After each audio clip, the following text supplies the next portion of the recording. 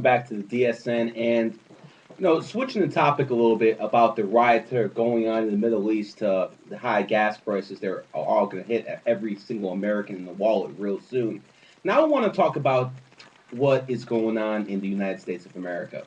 What started in Madison, Wisconsin, what has moved to Columbus, Ohio, what will soon be felt in Indianapolis, Indiana, and across the country. Unions and government workers are starting to protest around America because they don't like the fact that their medical benefits are going to be slashed. They don't like the fact that their unions are going to lose some of their collective bargaining rights. Let me tell you something about this, and I hope all the unions out there are listening. What is happening right now in the United States of America is not a result of the GOP. It's not a result of the GOP governors that have inherited billion-dollar state deficits. What is going on right now is there's so many people in the United States of America that have lost jobs. I believe it's about 6, 7 million since Bush left office. And the jobs they've gained back, the 3 or 3.5 million that Obama has given back to the United States of America, are nothing but minimum wage jobs. The problem is we are not making the same type of money in this country that we once were. And unions do not care. They would rather people cut more jobs like everyone on the team still has the same benefits. Again, what is going on right now in the United States of America is a direct result of free trade. It's a direct result of the communist Chinese flooding the market with cheap goods that are made with slave type labor from China. And people do not seem to want to understand that point. They're going to argue about unions, you're breaking the back of unions, and believe me, folks, I'm not anti union. Because you have to understand the pendulum the pendulum I'm always talking about is swinging the other way right now in America against unions. But all you have to do is look in the history books to understand that if there were no unions in the United States of America, we wouldn't be any different than China right now.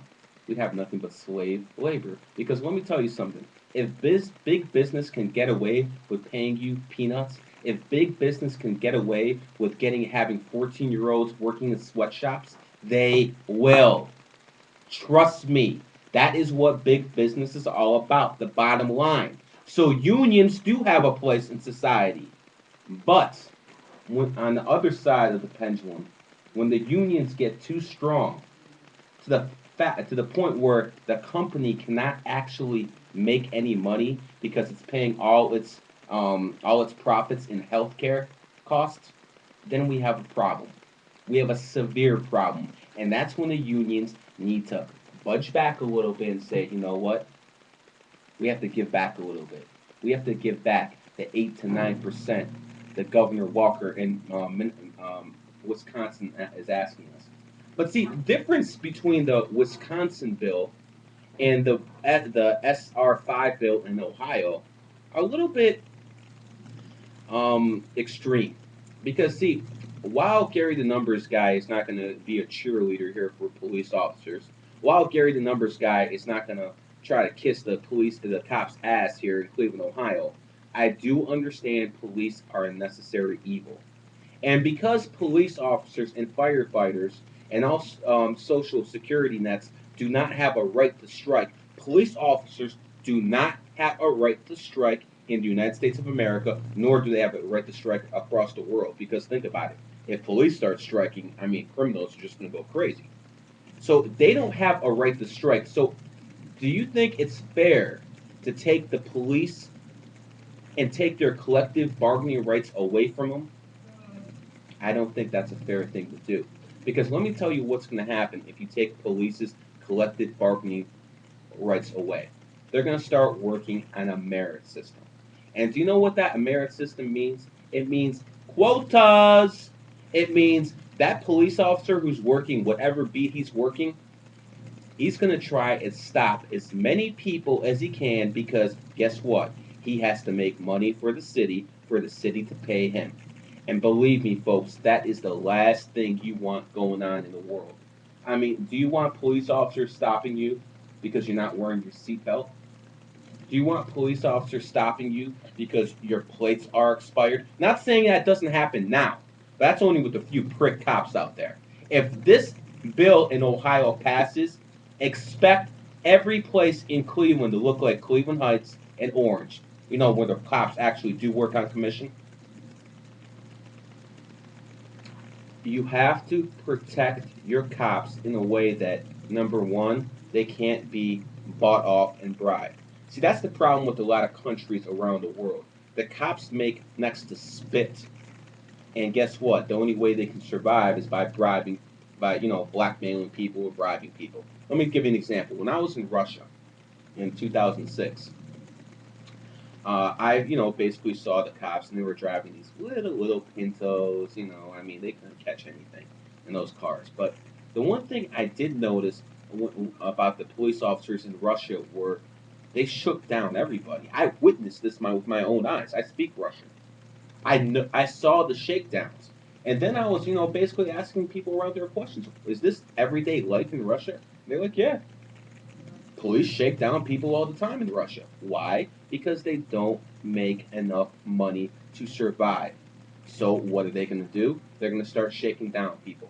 If you get pulled over in a car in Russia, I don't care if you're drunk. I don't care if you honestly just hit someone and kill them. If you have enough American dollars to bribe that cop with, hey, there's no jail time. There's no judge. There's no nothing. Here in America, you're not going to bribe a cop because there's serious consequences. Number one, and most cops make about 40 to 50,000 a year. Most, not all. So it's kind of hard for a cop to say, "Hey, yeah, I'm going to take this bribe for 200, 300 bucks, let this guy go on his way." When they're thinking, I could lose that 40,000 a year gig. In Russia, they're making about what 5, 6, $7,000 a year. So they're gonna shake down people, and if they get fired, they really don't care because they're making spit anyway. So my point is, you have to have cops that are well paid. Obviously, I don't think police officers should be getting, millions of dollars because, a lot of people will come up with the excuse that, cops have a dangerous job. Yeah, but they signed up for it. Me and you didn't sign up for that job. They did. No one forced them to sign up for that job. They like excitement. They like adventure. They like coming to work and having that adrenaline rush through them. So basically, they decided to be cops. But we have to understand as a society that if we don't take care of the people with the badges, they're going to start shaking us down. And believe me, folks, that's the last thing you want. I mean, how many times have you been stopped for a broken tail light? Some BS, no seat belts in different states. That's a primary offense where cops can't stop you, not in Ohio. But how many times before a broken windshield, a cracked windshield? I mean, these are all BS reasons to get stopped. And in all honesty, I mean, I remember going to jail a few years ago. Was about, I think it was about 10 to 11 years ago. I went to jail because I refused to pay a seatbelt ticket. I refused to pay a seatbelt ticket just to go to jail for a day. I said, okay. Because when I don't want to get too off the subject, but when it comes to seatbelt tickets, I don't understand why police even have the right to stop one for not wearing a seatbelt. I understand all the liberals out there are going to come out there and start telling me about, whoa, seatbelts save lives. Oh, guess what? It still should be my decision if I want to wear that seatbelt or not, because laws are basically passed so you do not negatively affect other people. By you wearing or not wearing a seatbelt, that does not negatively affect anyone else around you. So, I mean, that's a show for another day. But getting back to the point of why the Ohio bill is flawed, because Governor Kasich, who used to work for a big Wall Street company, is all about big business. And he's going to try to break the unions in Ohio. And that's not a good thing because if you look throughout history, when unions start getting broken into, fascism is coming. What do I mean by that? Well, let's look at some of the first people in the last century that started messing with unions. And I always seem to go back to this guy because there's a lot of history behind him. But Adolf Hitler on May the 2nd, 1933, outlawed all unions, outlawed all collective bargaining. Do you know what he did after that? He went after the liberals, put them in jail. Went after the communists, put them in jail. No, not that I think about it. That's not necessarily a bad thing, but you know, he swung that pendulum so hard against unions that it turned into a fascist state.